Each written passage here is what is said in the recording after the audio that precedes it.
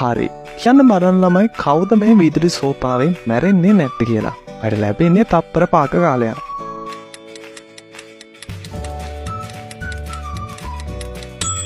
ඔව් උත්තරේ තමයි දෙවෙනි පුටුවේ ඉන්න කෙනා. දැකද යාගේ විදුලි සෝපාව සම්බන්ධ වෙලා තියෙන වයර් එක ඩිස්කනෙක්ට් වෙලා තියෙනවා.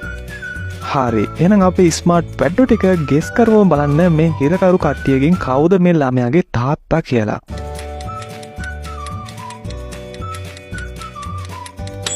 ඔව් උත්තරය තමයි තුන්වෙනි පුද්ගලයා. දැකද ඒ තාත්තට පුතාව දැක්කම තියෙන සතුටු හැඟීම. රයිට්. එහෙනම් කියන්න බලන්න මේ තුන්දෙනාම ඉන්නේ ගෑස් කාන්තු වෙන කාමරයක. ඉතින් මෙතනින් කවුද මුලින්ම මැරෙන්නේ?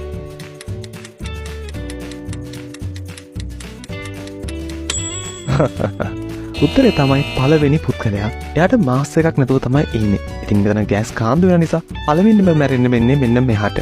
හරි. එහෙනම් හොඳට හිතලා කියන්න කවුද මුලින්ම මෙතනොත් මැරෙන්නේ කියලා.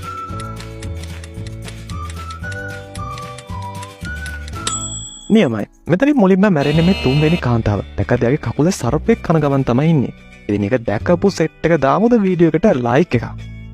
හරි. අද්භූත සොහන් පිට්ටනියක් ගාව පෙන්න මේ පුද්ගලයා මැරිලා තිනවා. ඉතින් මෙතනින් කවුද මේ පුද්ගලයාව මරලා තියන්නේ?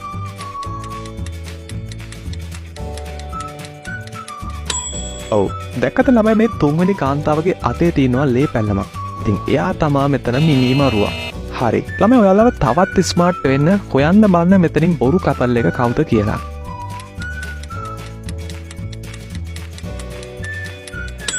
ඔව් උත්තරේ තමයි පළවෙනි කපල් එක. දැකදර කාන්තාවට රැවුලක් තියෙනවා. හරි. ඔන්න මේක නම් පුළුවන් සුපිරිම ස්මාර්ට් ෆැට් එක විතරයි. ඉතින් හොයන්න බලන්න කවුද මේ දෙන්නගේ ළමයා කියලා.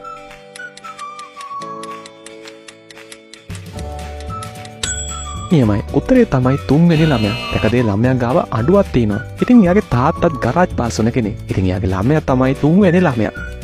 රයිට්. ළමයි එන අපි ගෙස් කරන්න බලන්න මෙතන කියන්නේ ආහාරේ නම මොකද්ද කියලා.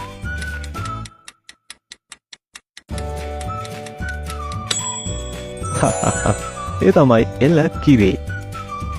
රයිට්. කියන්න බලන්න මෙතන උනොත් කියවෙන්නේ ෆිල්ම් එකක නමක්.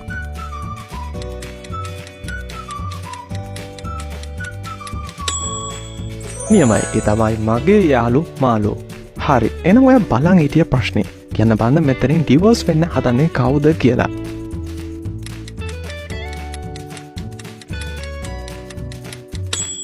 ඔව් උත්තරේ තමයි දෙවෙනි කපල් එක. දැකද කාන්තාව අහක බලාගෙන ඉන්නවා. ඉතින් එයා සැමියාත් එක්ක මොනවා හරි ගැටලුවක් තියෙන්න පුළුවන්. ඉතින් එයාගේ හැඟීම් වලින් අපිට හිතන්න පුළුවන් මෙයා තමයි මෙතනින් ඩිවෝස් වෙන්න හදන්නේ කියලා.